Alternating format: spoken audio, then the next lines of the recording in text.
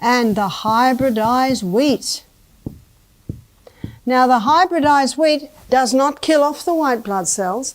The hybridized wheat stimulates an overproduction of eosinophils.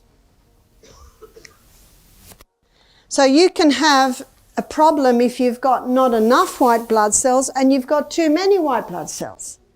Now, if you've got a cold, you'll have a lot of white blood cells, and that is good because they're fighting your cold. But when you get a particular white blood cell like the eosinophil in large amounts, the eosinophils are the histamine carriers. And histamine, when it's in high amounts, does everyone know what you get? Allergies. And if someone has an allergy and they go to the doctor, what will he give them? Antihistamines. So too many eosinophils can cause allergies. Our immune system is our body's first line of defence against harmful invaders like viruses and bacteria. Scientists believe that our gut plays a crucial role in regulating this defence, acting as a powerful control centre for immune function. This means that the food we eat can have a direct impact on how well our immune system performs. But what foods are actually hurting our immune health, and which ones should we be focusing on? Stay tuned as we dive into how you can empower your immune system and the foods that can destroy your immune system. Before we dive in, I'd love to hear from you. Where are you tuning in from today? Drop a comment below and feel free to ask any questions you may have. Now, let's get started. We've got a protection around the body. It's called skin. Is that right? Skin. And when you break the skin, you have to be careful. Because if you break the skin, now the flesh and the blood's exposed, and the microbes that are in the air, especially if there's some pathogens, they can get in there. Is that right? And it's like the little boy that I met in New Zealand a few years ago. He came with his mother. His mother came to see me about another issue. And when he walked in, his finger was twice the size. And I said, what's happening to the finger?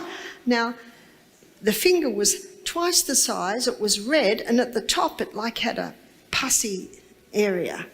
She said, it's cellulitis. The doctor said it's cellulitis. Do you know what cellulitis is? Inflammation of the cell. Now, that's not rocket science, is it? It's inflamed. So I went a little bit further. Why? She said, well, he had a blister and the blister broke, and then he's playing in the dirt with his matchbox cars. What's going to happen next? And of course, little boys don't care if they've got a raw flesh. So of course, the dirt got in there, and immediately his immune system went to the area. The lymphatic fluid, do you know your lymphatic system is your body's vacuum cleaner? That's the puffiness. It's the lymphatic fluid going there to try and block any microbes going to other parts of the body. And then extra blood sent there, and white blood cells go there, and then they lay down their lives. That's what pus is. Did you know that's what pus is? It's dead white blood cells. That's what happens. As we go through the lecture, I'm going to show you what we did to that finger. So your skin.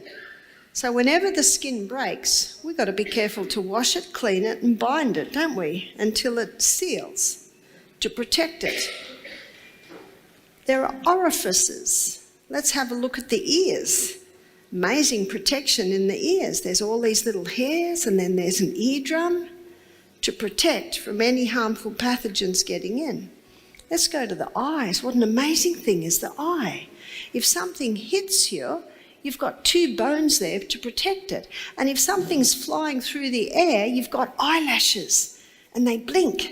And the blinking reflex and the lashes stop anything getting in the eye. But if something actually gets through that and into the eye, then we've got this mucus layer around the eye.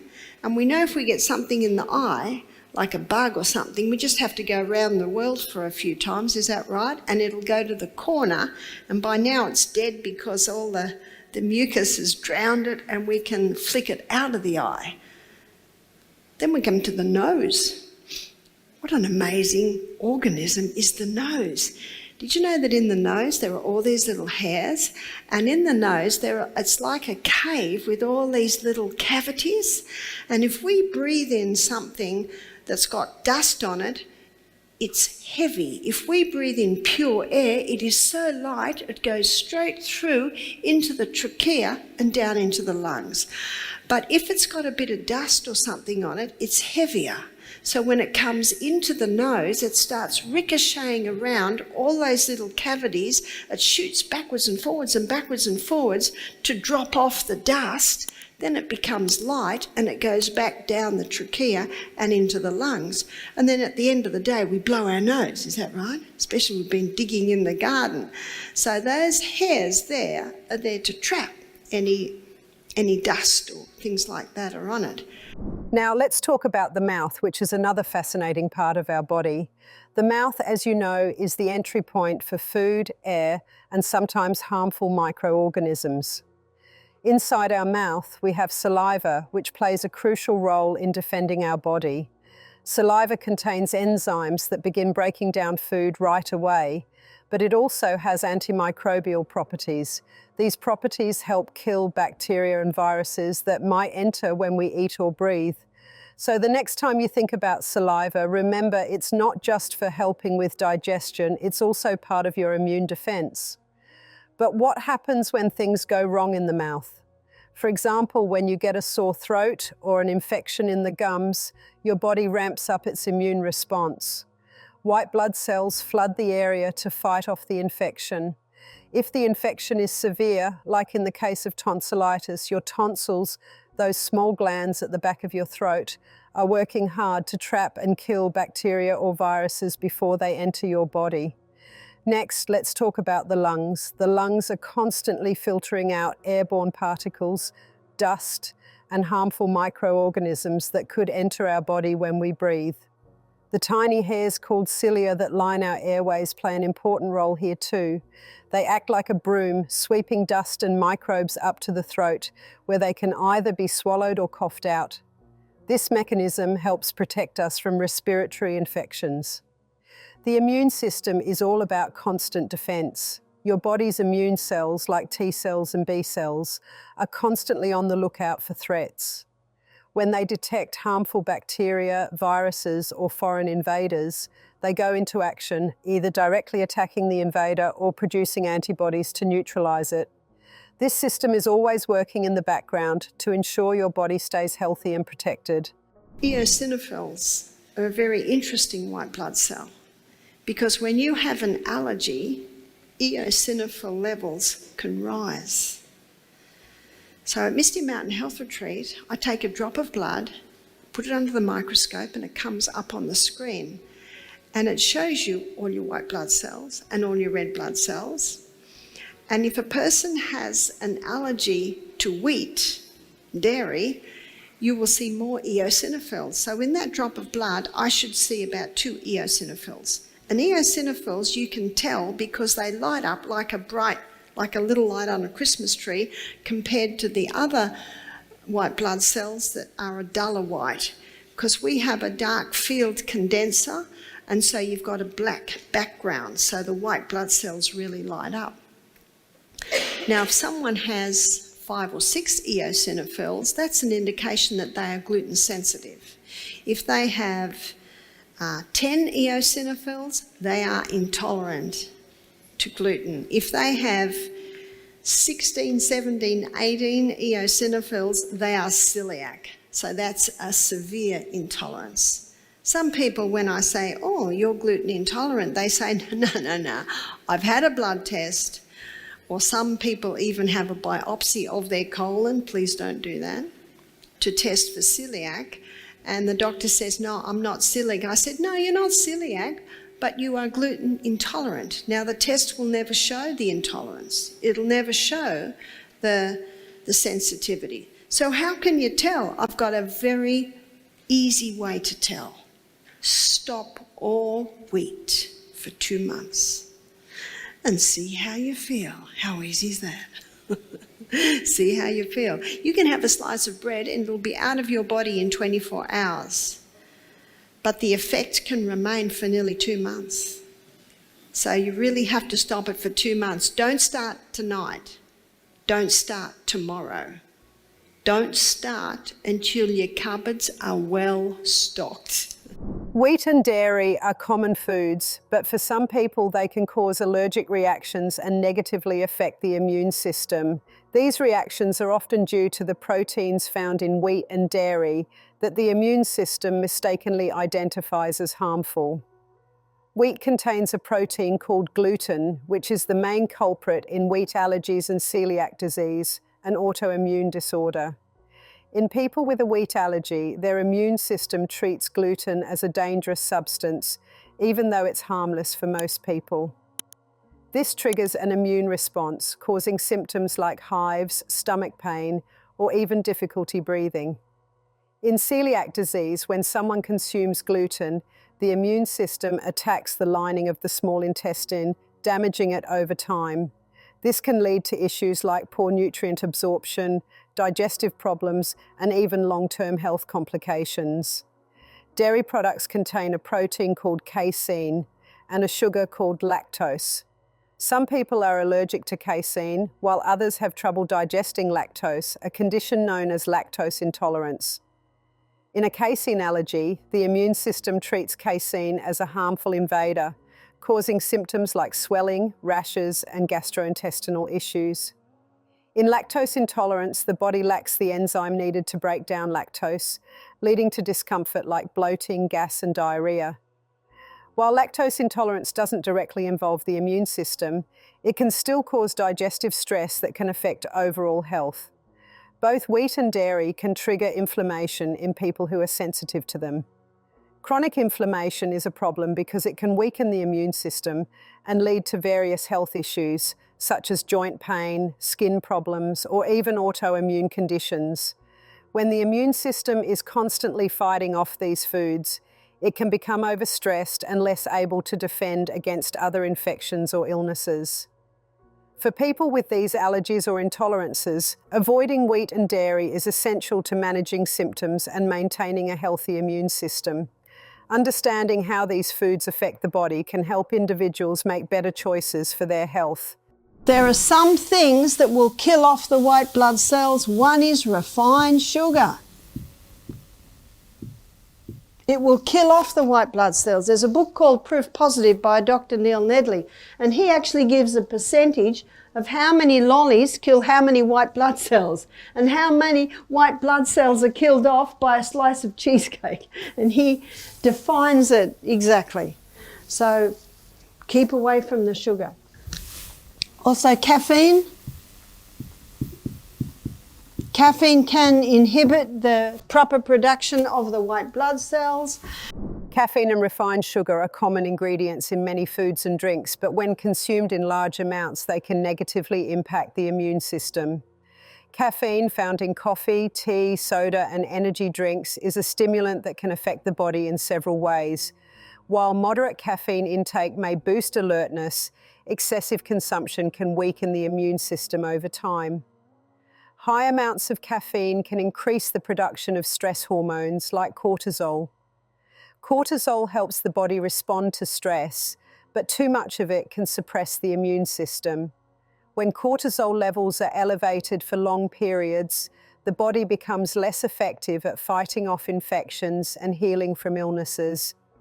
Caffeine also dehydrates the body, which can reduce the effectiveness of the immune system. Dehydration slows down the body's ability to transport nutrients and remove toxins, which can lead to lower energy levels and increased vulnerability to illness. Refined sugar, found in sugary snacks, soft drinks, and many processed foods, is another culprit that can harm the immune system. When you eat foods high in refined sugar, it causes a spike in blood sugar levels. This spike leads to inflammation in the body, which can suppress immune function. Chronic inflammation is linked to a weakened immune system and increases the risk of developing chronic diseases like heart disease and diabetes. High sugar intake also disrupts the balance of healthy bacteria in the gut. Since a large portion of your immune system is located in the gut, an imbalance in gut bacteria can lead to immune system problems, making it harder for the body to protect itself against harmful invaders. Additionally, refined sugar can directly affect white blood cells, which are key components of the immune system. Studies have shown that eating a lot of sugar can reduce the ability of white blood cells to fight off bacteria and infections. When the immune system is overwhelmed by high sugar levels, it becomes less efficient at protecting the body from illnesses like colds and flu. How can we boost the immune system? Number 4 is sleep between the hours of 9 p.m. and 2 a.m. They're the hours of power. That's when your batteries are being recharged. That's when your immune system is getting a boost. How many people are prevented from sleeping in those hours because of technology?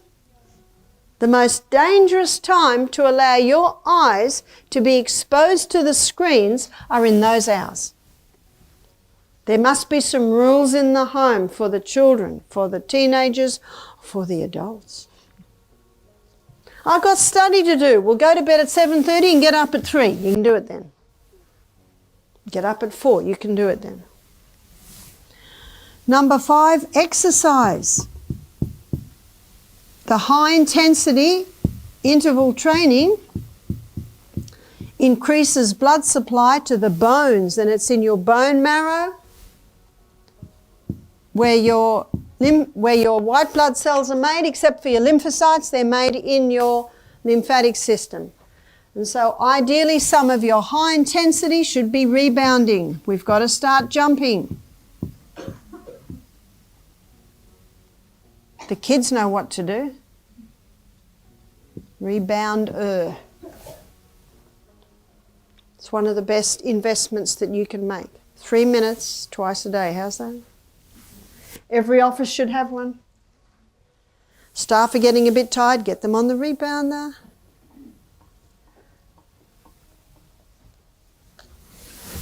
Number 6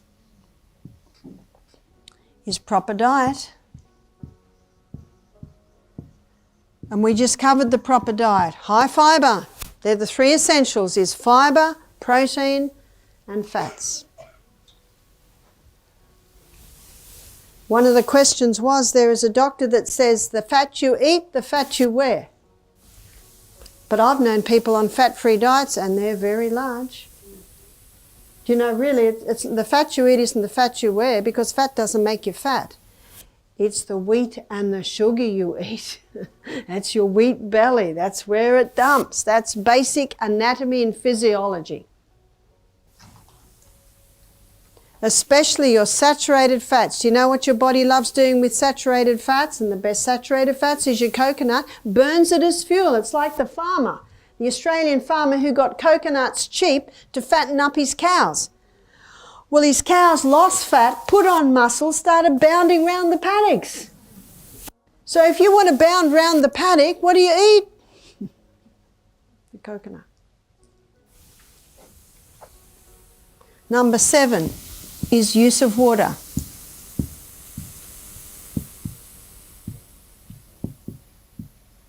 To keep that blood thin, to enable your body to make your white blood cells, we must be drinking water. And ideally, at least 2 litres a day. Stress management is crucial for immune health. Chronic stress can suppress your immune system, making it harder for your body to fight off infections. High levels of stress lead to increased cortisol, a hormone that can reduce the effectiveness of your immune response. To manage stress, find activities that help you relax and unwind. Meditation, yoga, deep breathing exercises, and even hobbies like reading or gardening can lower stress levels and support your immune system. Sunlight exposure is also important. Sunlight is a natural source of vitamin D, which plays a key role in supporting immune function. Just 15 to 30 minutes of sunlight each day can help your body produce the vitamin D it needs. If you're unable to get sunlight, you can consider vitamin D supplements, but natural sunlight is always the best option. Maintaining a healthy weight is another factor. Obesity is linked to a weakened immune system. When you're overweight, your body has a harder time fighting off infections and illnesses. Eating a balanced diet, exercising regularly, and staying active can help you maintain a healthy weight and in turn support your immune system. Proper hygiene is essential as well. Washing your hands regularly, especially before eating or touching your face, can prevent the spread of germs and lower the chances of getting sick. Keeping your environment clean, including disinfecting frequently touched surfaces, also reduces exposure to harmful bacteria and viruses. Remember, taking care of your immune system is a combination of simple yet powerful habits. From sleep and exercise to managing stress and staying connected, every small change can make a big difference. Start implementing these tips today and give your body the support it needs to stay healthy and strong. Thanks for watching, and don't forget to like, subscribe and share for more health tips. Stay healthy and take care.